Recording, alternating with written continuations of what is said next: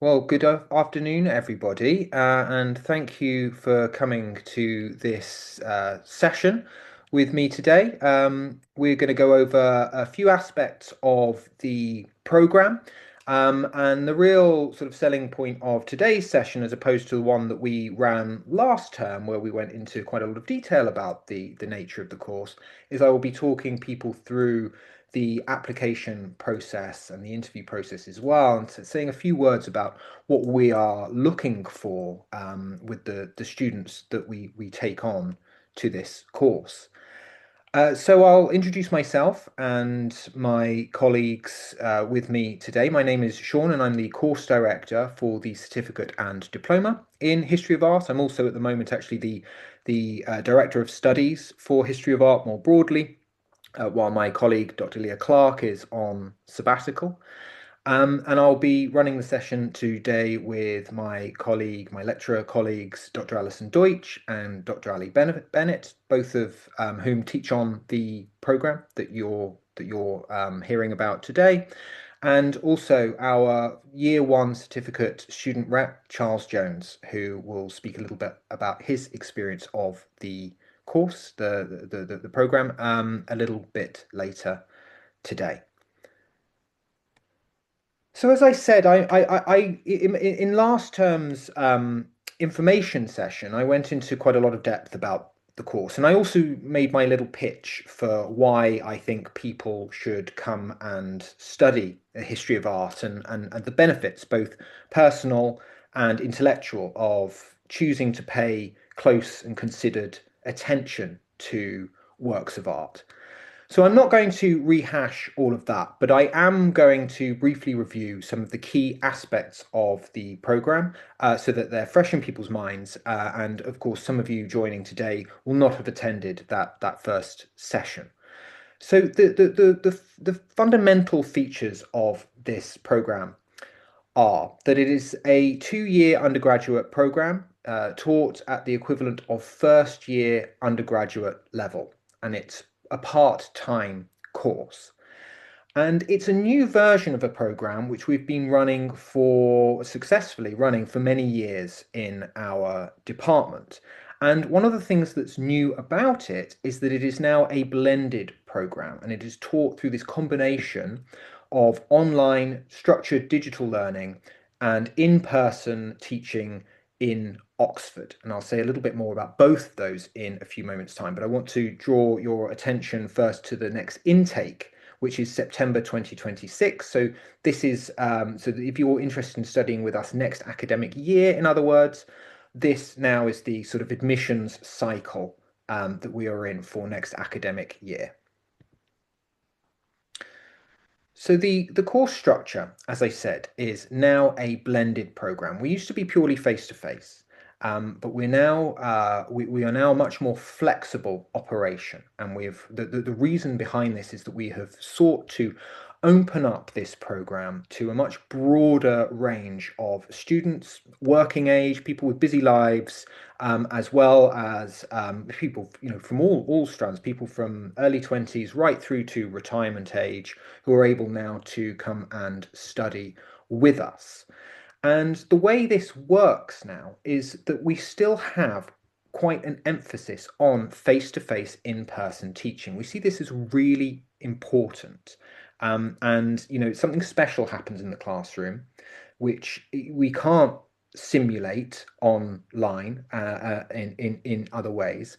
And so we have maintained regular face-to-face contact on this course, and we meet in Oxford 3 times per term on select Fridays. And this teaching takes place at Rewley House, as well as at various Oxford museums, galleries, and collections.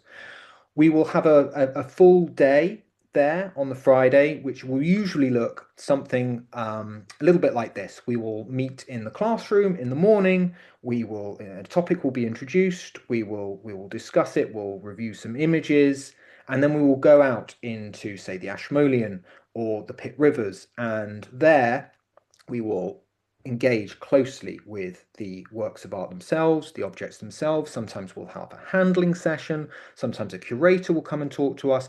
We really make the most of what we offer at Oxford, what we can offer at Oxford uniquely through our collections, through our galleries, our museums, and the expertise that we have here.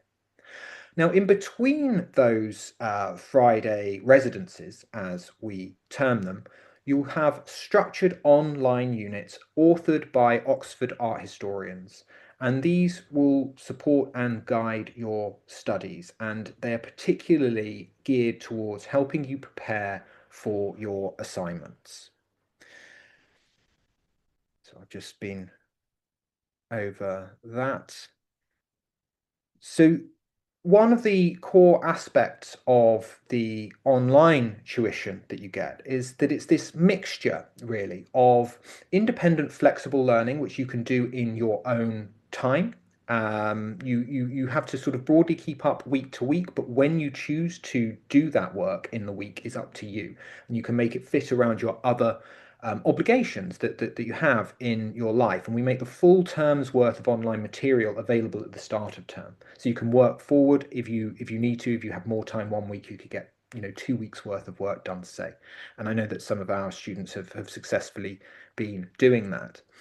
But you also have support given to you by a personal supervisor. And this is one of the new introductions to this new version of the course, something which our students from previous versions of the course had always shown a lot of demand for.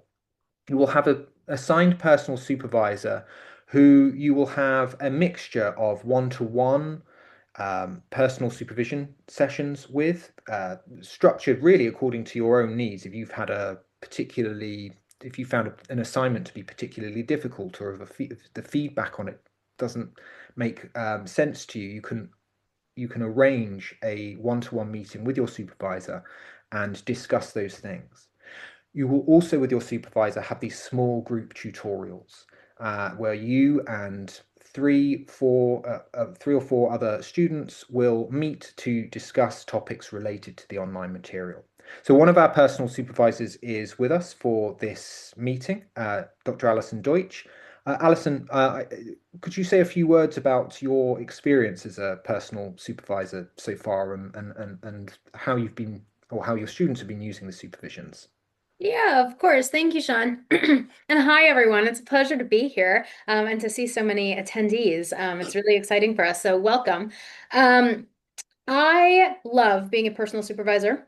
It's something that we really feel that the older program would have, there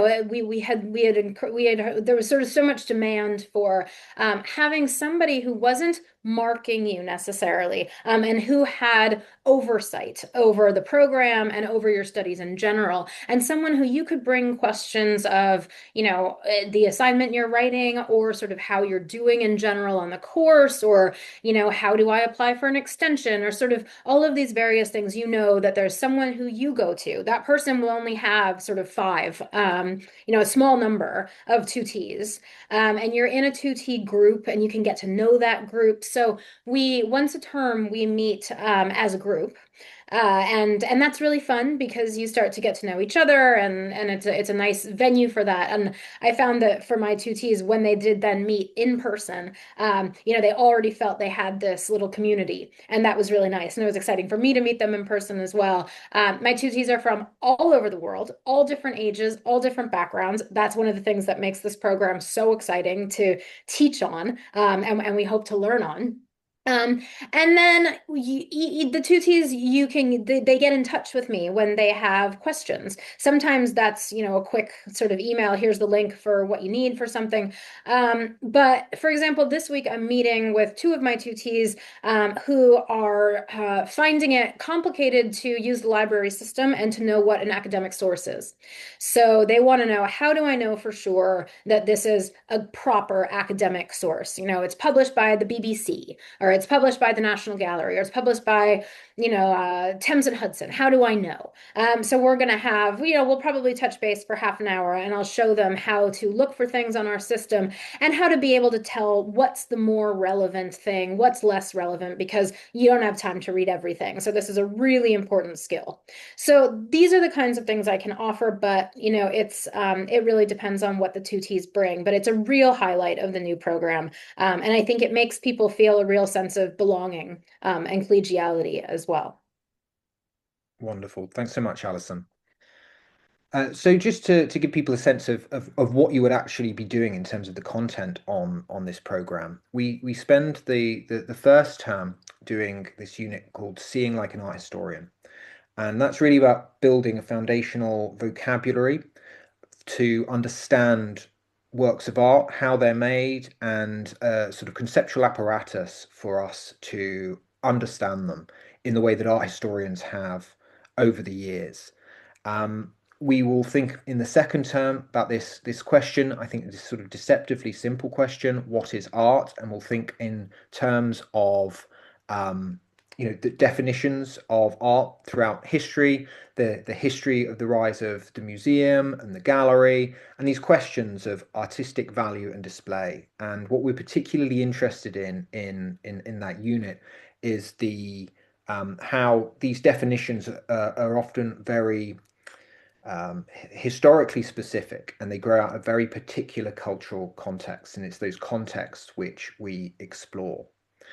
The final term of the first year takes these two moments in the history of art which have become canonical, in sort of European art history. And I think a lot of people come to the history of art wanting to study these periods. And that's the Italian Renaissance on the one hand and French Impressionism on the other.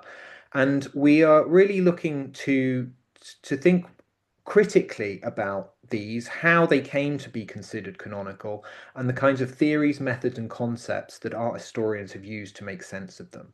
So I'm going to call on Allison again, because Allison is an Impressionism specialist, to perhaps just say a few words about how you see the sort of the role of Impressionism on this certificate program, the way that you've taught it, and maybe a little bit about the Friday residence that you planned. Yeah, of course. This is a real highlight for me. As an Impressionist scholar, this is the kind of day that you dream of organizing because you have the whole day, and I get to, prepare students with a range of readings on Impressionism. And then we get together. We have two intensive teaching blocks, and in the middle, we go to the Ashmolean. One of the most amazing things about Oxford is that the Ashmolean has the largest collection of Pissarro letters, papers, prints, paintings of anywhere in the world by far. His son ended up leaving his collection to the Ashmolean, and so it's one of the real treasures of the Ashmolean is that we can have access to this material, not just the canonical paintings on the wall, but we can pull in the prints and drawing study room. We can pull letters, we can pull different states of prints, we can pull drawings. So we're going to get really up close to a lot of different primary material, which is just, I mean, it's amazing. You sort of, you become breathless seeing these things in the flesh. And what's so fun about this day is as Sean as Sean indicates, it's not just about sort of you leaving with a a working definition of what Impressionism is and what it means. We think we can equip you with that kind of knowledge through a whole range of readings and the tailored course materials that Sean is talking about. We are going to use the in-person sessions to really think, historiographically, to think like what's at stake in the status that Impressionism has, specifically French Impressionism, really, in the sort of Western art imaginary. Its prominent place in exhibitions and museums. We're going to think, okay, why was this material so popular? Why does it continue to be popular? What are the kinds of narratives that have been written about it? What do they say to us about the values of culture? The changing sort of imperatives of art history, because Impressionism, like the Renaissance, like a lot of these really canonical moments, can themselves become the terrain through which changes in art history become very clear. So, you've got the art historians who are interested in looking at, say, gender or class or race, and they bring very different perspectives to the study of Impressionism. So it's just such a fertile ground for us to think not just about this totally fascinating art, but also to think about what that art has been sort of what it has come to mean in various times and places for art history. And, what are the stakes of that and for whom? So we're really going to try to get into that. So I think it's quite high level I think for a first year undergraduate course, but we really scaffold it and being together in person and seeing these objects, I think it gives you all the tools for real success with these objects. Thank you. I mean, yeah, it's one of the key things about the first year is that it's about equipping you with skills and foundational concepts. It's not just about facts and figures that you're picking up. And once you've got those, once we've done this sort of skill building year and you really you acquire a vocabulary and a methodological toolkit. We then go into the second year and we conduct a survey of the history of art. This is a global survey as well of the history of art, taking us through from the medieval period right through to modern and contemporary. Again, one of the things that we're excited about with this new course is that we are able to offer much more global material than we previously were. Our conventions historically constrained us to only study or to only be able to examine students anyway on Western history of art. But that is no longer the case with the new program. We are a global and blended program, and I think that's one of the really distinctive features of what we offer here at Oxford.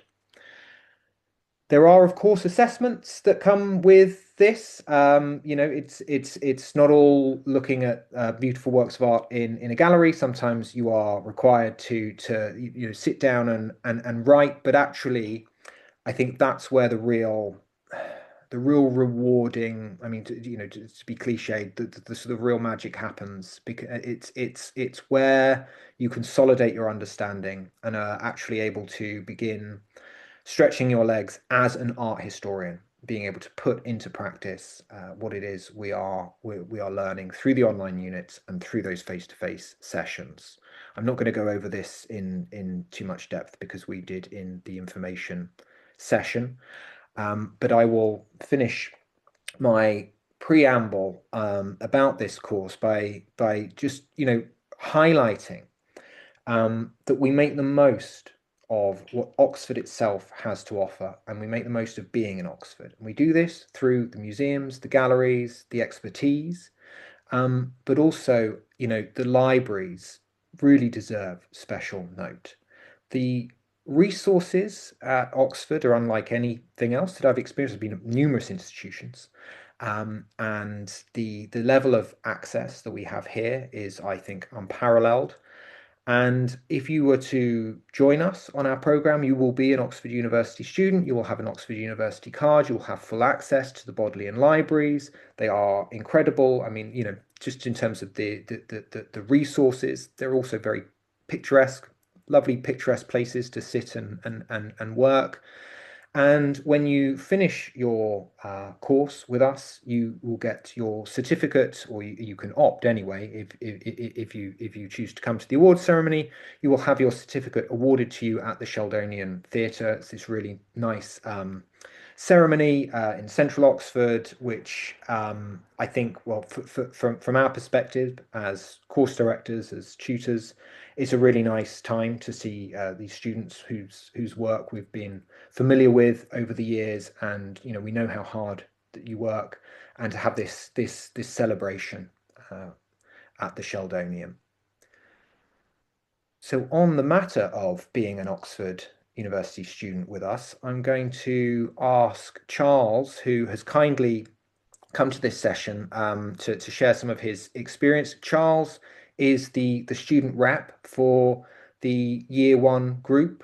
So he's been particularly helpful as a sort of conduit between the teaching staff and the student cohort. And Charles, if you could say a few words to the students now. You were saying to me just before we started this session that you had been sitting in a session like this just last year. Yeah, no, definitely. And I think this session what really cinched the deal for me to apply and eventually join the course. I think probably like a lot of people, I wanted to study history of art or art for such a long time, but I never really knew, did I have enough time? Could I fit it around work? Could I do it with, commitments in life? And I found this course and this session to understand more about the course really confirmed that it was the perfect course for what I wanted to do. So it obviously had it was at the University of Oxford, one of the best universities in the world. It had such an interesting structure. I think, you're not only learning about art and the periods of art, but how to look at art and what does art mean and what to classify as art. So it's so much more than what I'd anticipated it would be.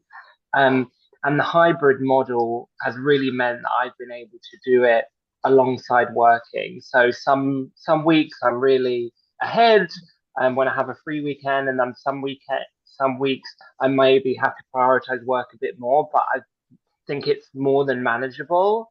Um, we're still studying, but more than manageable. And I think everyone on the course says the same thing.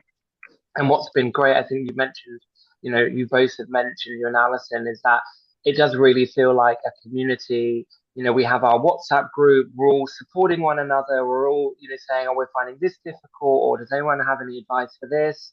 And our tutor groups have been really useful to go into more detail and to ask more pointed questions or operational questions. And it really is, people from all over the world, different ages, different disciplines, different reasons for coming into the history of art. I think, what I've really enjoyed is that people will say, "Oh, I saw this in this gallery that I went to once, and this is what I learned," or "I watched this film," or I think everyone brings their own references and their own background, which enriches the sessions and makes it, really dynamic and helps our learning. I think one thing that, if I were to summarize, one thing that I've absolutely loved about the course is that how many disciplines the history of art seems to touch.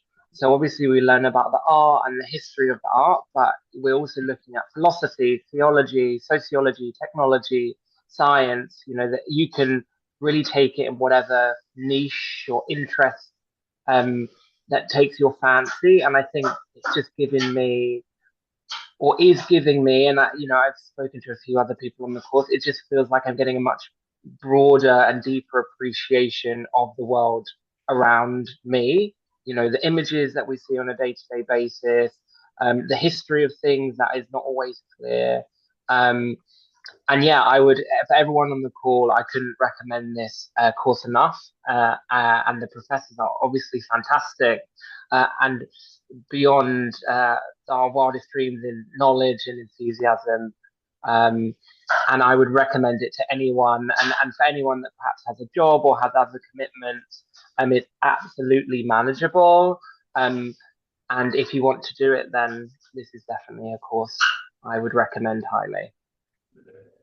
Thank you, Charles. So I hope that this has piqued your interest in the course, and if it has, I will now speak a little bit about what you would need to do to come and study with us. And the first thing to think about is your application. Now, for your application this year, it's actually going to work slightly differently from previous years. So if you've maybe attended one of these in a previous year, but then not quite, pulled the trigger on your application, but have looked into it, just note that we are asking for both a written statement about you, really, about why you want to study this course and the kind of relevant experience that you might have in that regard, but also a short submission answering the question, how has a book or an exhibition changed your perspective on the meaning of a work of art? And we want really to, with this, just give you the opportunity to talk a little bit about your engagement with a work of art, and the way in which your thinking about art is in the process of developing.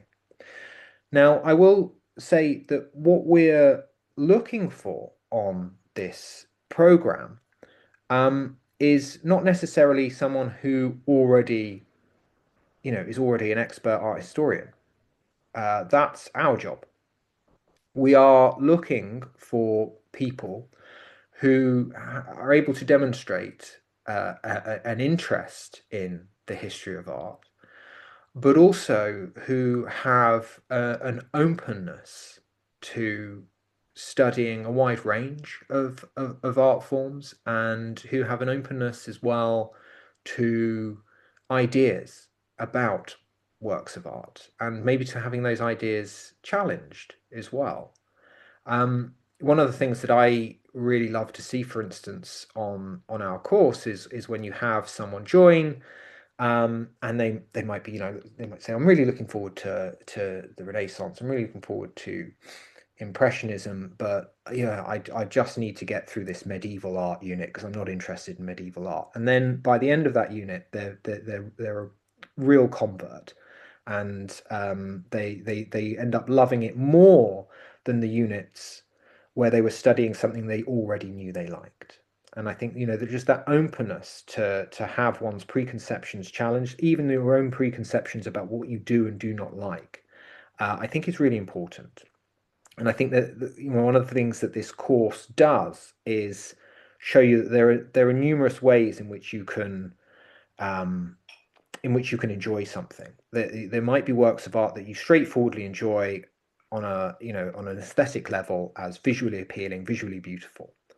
And then there are others that you might even find are uh, quite off-putting visually for you, but you find them intellectually rich, intellectually interesting as an art historian. And I think that's one of the sort of the real journeys that you can make here on this program. So when you're sort of coming to situate yourself as a potential student and writing your statement, some of the things that we're interested in really is where does this sit in terms of your ambitions, or your previous life experiences and interactions with art. We have some people who have always wanted to study the history of art, for one reason or another, were never able to, and now they're coming back to it later in life. We have others who are looking to do more work in the arts and heritage sector. This could be anything from they want to move into, curating, they want to move into academia, or it might be that they want to be a guide at a local country house or something like that, and they feel that they need more of a knowledge base in order to assist them in that. So have a think about, where this sits in terms of your own personal development or your own career development. Have a think for the purposes of your statement and the other 250 words, whether a recent exhibition has changed the way that you think about an artist, subject, or movement. As I said, I think it's really interesting those moments when your perspective on something actually shifts. If you liked Renaissance, Raphael, when you were 15, and you still like them when you're 50, and your thinking about them is the same at 50 as when you're 15, there's a sort of lack of expanding into your enjoyment of history of art. Because I think there's really interesting moments where you view something in a different way, or through a different prism. We're also interested to know whether you've studied, and in what capacity you studied, the history of art before. This isn't necessary. We have people come onto our program who have not already studied the history of art. As I say, we're not looking for people who are already expert art historians. That's our job. But nevertheless, if you've taken a short course with us before, we have many people who do one of our shorter courses in the department. We've got a huge range of courses that we offer online and in person, which are less of a commitment, say, than this 2-year undergraduate program. And many of our students will go from one of those to the undergraduate program. So they use the shorter courses as something of a taster or a primer. So if you have done one of those, we'd be really interested to hear about it and to hear about how that might have challenged your perspective on a certain artist or a certain period of the history of art. We get all kinds of statements, from all kinds of people, and it's a really fascinating process being able to read through these and get a sense of why it is that you're really passionate about spending quite a lot of time, dedicating a lot of hours each week to in-depth study of the history of art. So the application deadline is the 12th of Feb. And we will then aim to interview people within a couple of months of that deadline, essentially. The interviews are an opportunity for us to get to know you. We will have read your statement, but we very much want to hear from you. They are, we people understandably get a little bit anxious about the interviews. So I want to say a few words about them.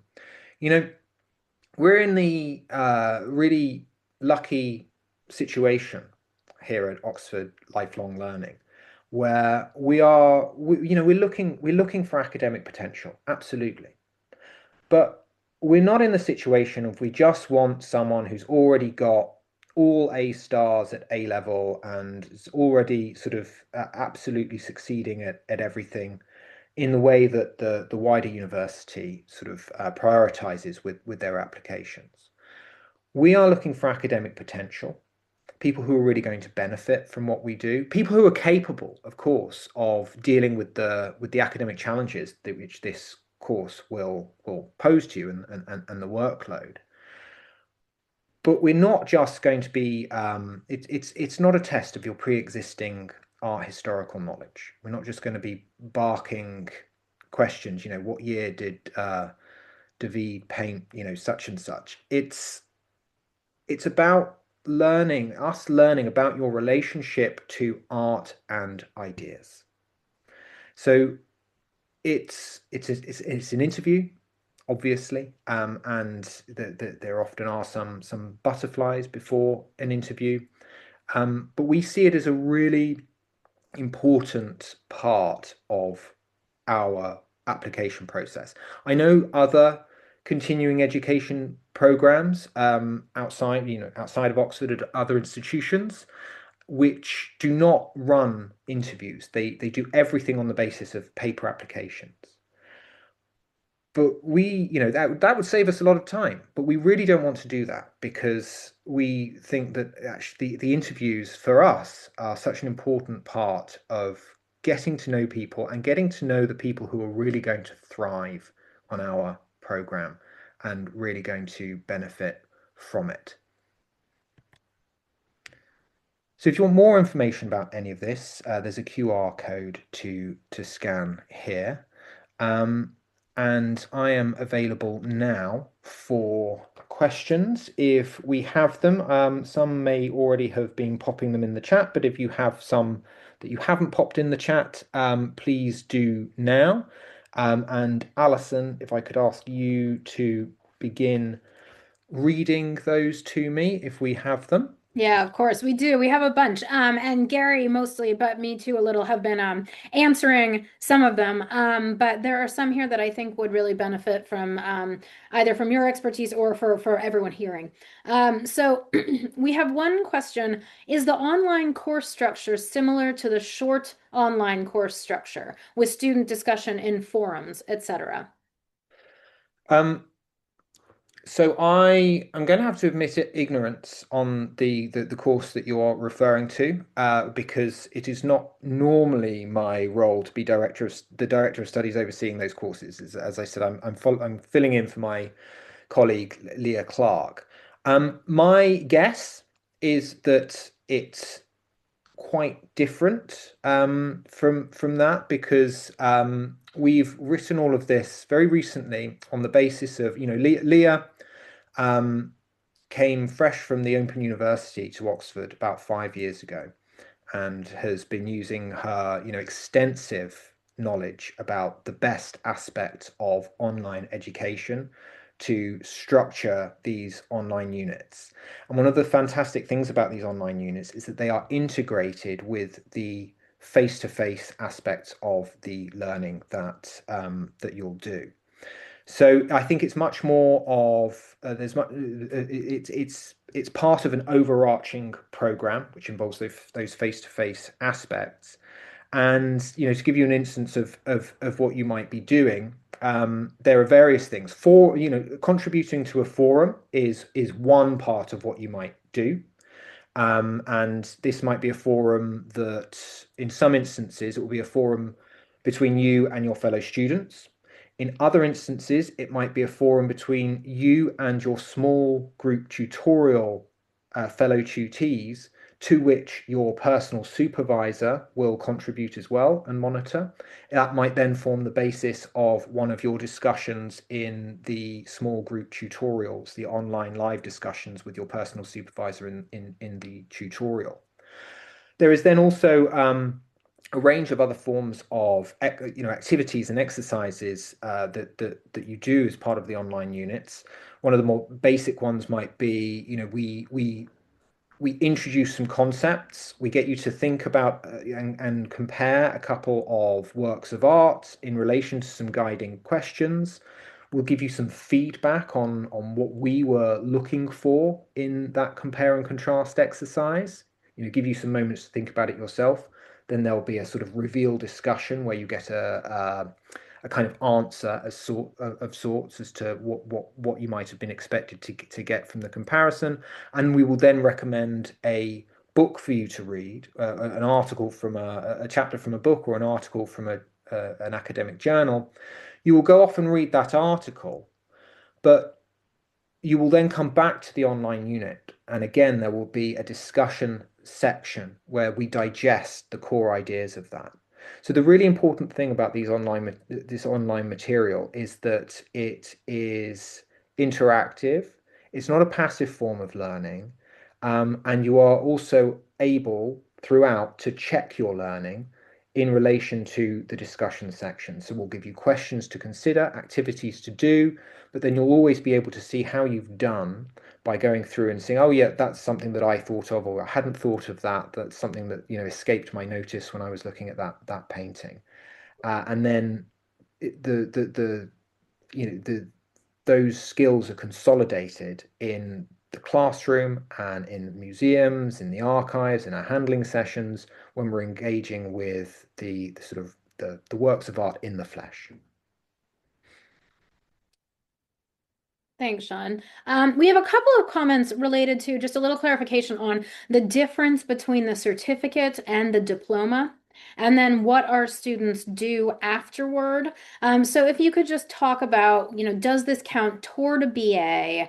What would a student, with prior experience in art be better off in a diploma or a certificate? Just a little bit on sort of how to know which of our programs to apply for, what the differences are, and then what comes next. Yes. So this is a good question. It's a little bit different this year to how things would ordinarily be, in that we've got no admissions for the diploma program this year. We're in a hiatus year for the diploma program as we're making this transition from a previous version of the course to this fully online course. And I won't bore you with the details of that too much, but it just means that if you're looking to apply this year, the certificate is what we actually have an admissions process for. The diploma, one would have to wait. The diploma is taught at a slightly higher level than the certificate. So the diploma is taught at second year undergraduate level. Most of the students that we have on our diploma program have gone through our certificate program first. They'll do 2 years on the certificate, then go on to do 2 years on the diploma, where more demands, more demands are made of you, essentially, in terms of the length of the essays that you'll be submitting, the ideas that you're expected to grapple with, and the standards that you're expected to meet. We do, however, have some people who go straight into diploma level, And usually what we're looking for there is some kind of relevant background, either in the history of art or in the humanities, which we feel will enable you to skip, as we see it, this foundational program of the certificate. Often that's a discussion that we might have at interview with students. Students will be told on the basis of their application prior to interview that they may have applied for the diploma, say, but we will also want to have a discussion about why not the certificate. And sometimes that discussion leads to a mutual decision that the application will be transferred to certificate. As I say, that's not going to be it's going to be different this year because we don't have an admissions process open for the diploma in this instance. I will just say, because, I think there are some people who think, well, I've done a tiny bit of history of art before, perhaps, so I think I can skip the certificate. We call the certificate foundational, and I think some people sometimes construe that as meaning that it's quite basic or quite simple, and it's not. We do make significant demands of our certificate students. I think whenever you're swapping one discipline for another, disciplines have their own methodological norms, their own conceptual apparatus associated with them. And we have had, for instance, senior colleagues at the university who retire from their job as a senior lecturer at Oxford, who will then come and join our program because they've always wanted to study history of art, and that's often been actually at certificate level, not diploma. So joining at certificate level is not something we think of as sort of indicating a level of ignorance. Certainly not the case of academia. But partly it's a matter, or has historically been a matter of where you are in your academic journey, whether you're ready to take on lengthy research projects which are expected of you at diploma level that are not at certificate level, whether you can skip a lot of the core skill building as an art historian, which we do at certificate. I think you also mentioned, Alison, whether this leads to a degree. This is not a full BA. You will get a certificate, which is equivalent to first year undergraduate level, and then you can apply to go on to the diploma, significant, and get a diploma certificate equivalent to second year undergraduate level. We at Oxford University, we don't offer BAs for part-time courses at this time. So it's not just our program, that's a sort of university level policy, which is above my pay grade. We would love to be able to do it, of course. We have many students who go from our diploma program onto postgraduate level study. This does necessitate them having a relevant BA in something else, depending on the postgraduate admissions criteria. And we've had many people go on to postgraduate level study within our department. We are hoping within the next within the nearish medium term future to offer a pure history of art postgraduate course within our department. Unfortunately, we don't at the moment offer that, but we have students who go to study the MST in literature and arts, which is an interdisciplinary postgraduate program in the department. We have students go off to study at MA level at places like Birkbeck, UCL, or the Courtauld. And some of those, the Courtauld in particular, it's a very competitive program, the masters at the Courtauld, and we have a lot of success getting people onto it, which we're really pleased about. Excellent. Thanks, Sean. Somebody would like to know how many students are in the classes. It will be between 20 and 25. We normally admit 25 students in a year, and then we'll have some suspensions and of studies and things like that. So it'll be actually in the classroom each year. It will be between 20 and 25.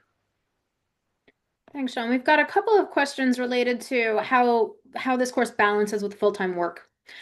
So is it usual for the students on this course to be full-time employed? And can you give a sense for how many formative and summative assessments there are so that they can get a sense for whether it would be manageable to take this on in addition to responsibilities already had? Yes. Again, it's a really good question.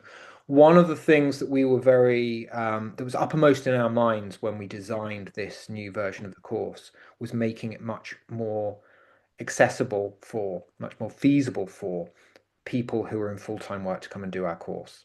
So in the past, we've always had some people who are working full-time able to do our courses, but we would meet weekly, so on a Wednesday morning, for the full 10 weeks of term. It made it very difficult for those people.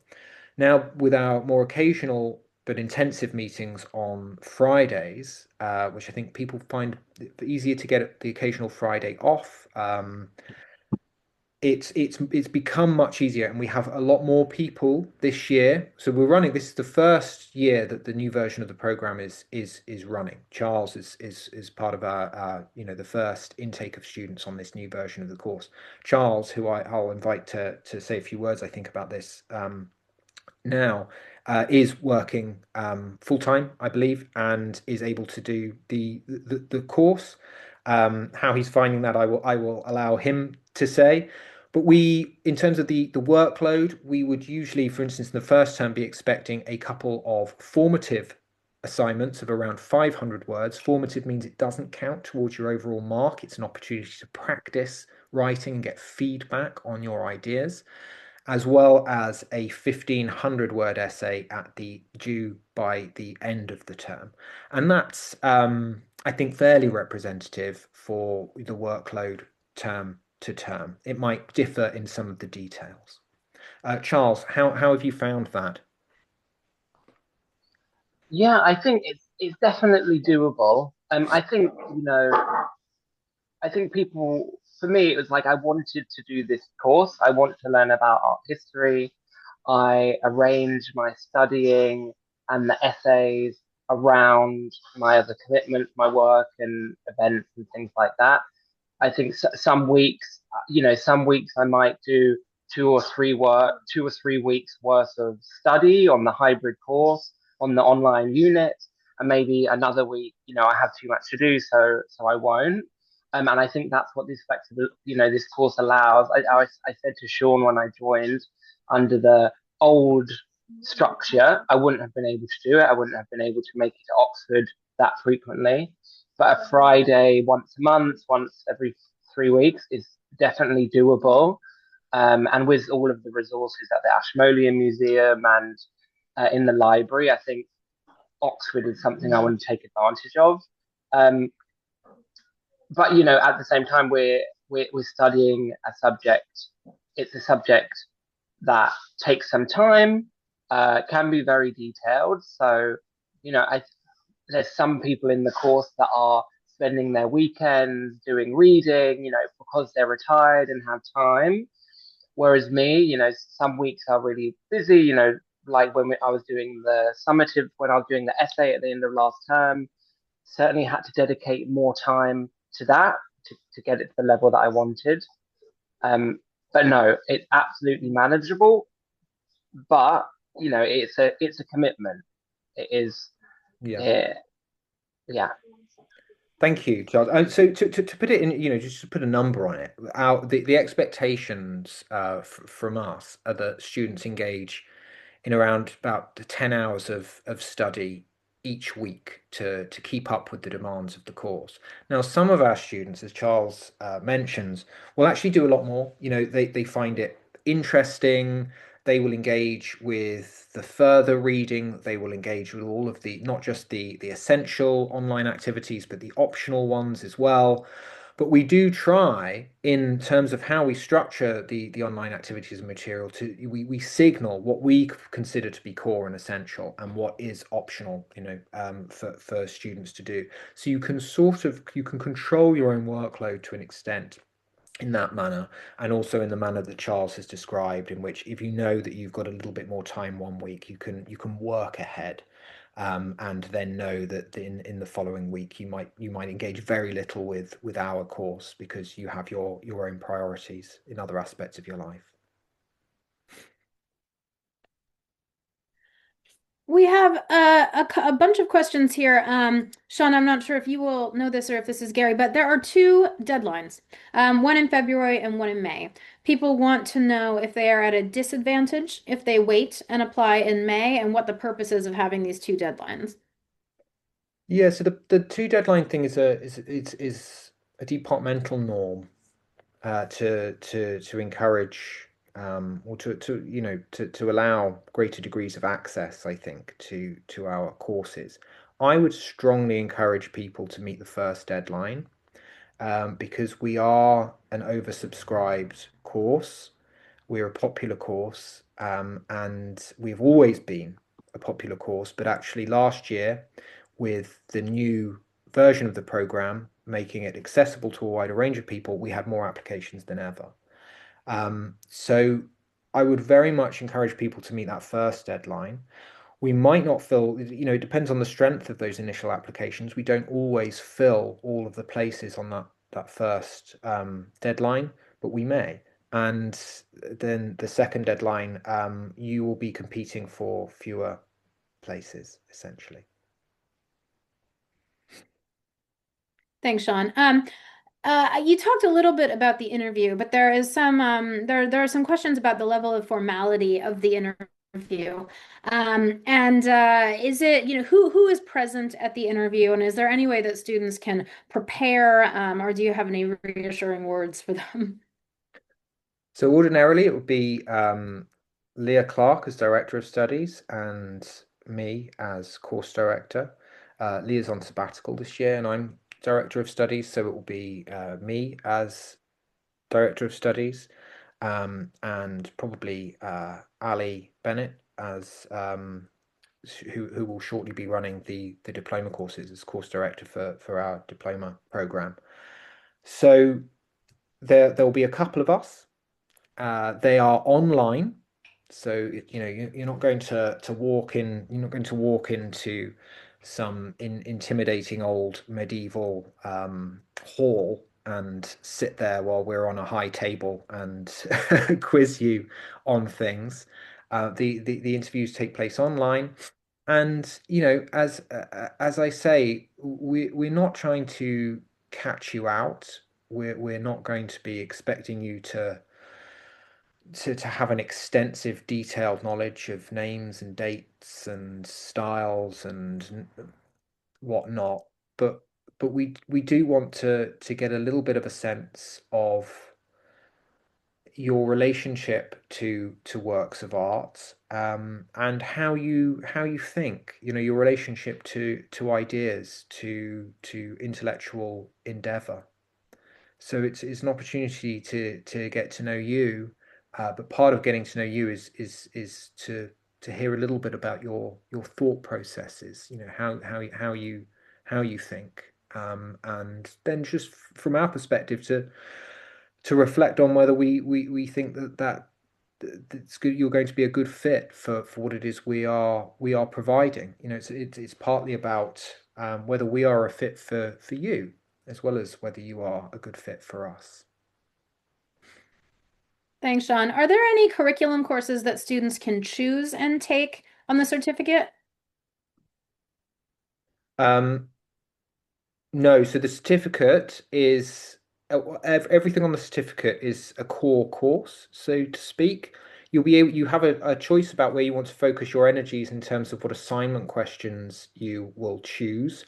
And a degree of agency is given to students to pick, for instance, images that you would want to focus on. So we do really encourage you to be able to follow your interests on the program.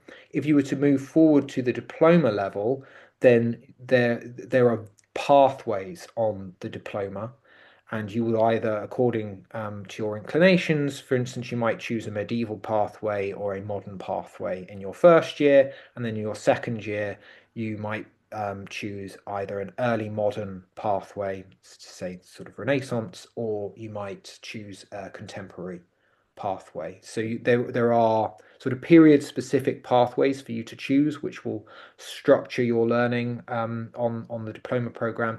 But for the certificate, because what we're really interested in is getting everybody up to the same level with these foundational core skills as an art historian. The units are set, but they're broad in terms of what they cover. So I think there's definitely something in it for everybody. Thanks, Sean. Do you have any rule of thumb, for level of English proficiency or previous writing experience that you're hoping candidates will have? Um, so I think there's proper guidance on the technical level of English proficiency online to look for. If you're a non-native English speaker, you will be required to provide proof of English proficiency. Again, what that means in terms of what you need to provide or what you need to demonstrate can be found online on the website. At the interview level, we are from everybody. We're looking for a level of verbal fluency and being able to explore ideas. And really, again, it's for us to be assured that when you come to do the academic reading, which will be demanded of you when you come onto the course, that you're going to be capable of getting to grips with that. Because frankly, even the the native English speakers on our program, everybody is learning a new vocabulary, a new language, really, in a very real sense when they come onto the first year of our program. All kinds of different terms and conceptual tools are being taught. Um, so in order for you to thrive in that environment, you will need to have a level of comfort with basic academic English. Thanks, Sean. Most of these have now been answered by Gary as well, in detail. So I think in terms of the big picture, we've been through it. Wonderful. Well, I very much hope that we'll start to see the names of the attendees from this session popping up on the application submissions system in due course, and that I can meet you properly for the interviews, and then in slightly more joyous circumstances, greet you at Oxford as Oxford University students next academic year. So, I urge you all to go for it and to submit your applications. I very much look forward to reading them and to meeting you all in due course. So thank you so much for coming. Thank you, Alison and Charles and Ali, as well as Mary for setting this up, and Gary for answering all of the administrative questions. Thanks, everybody. Thank you. Bye.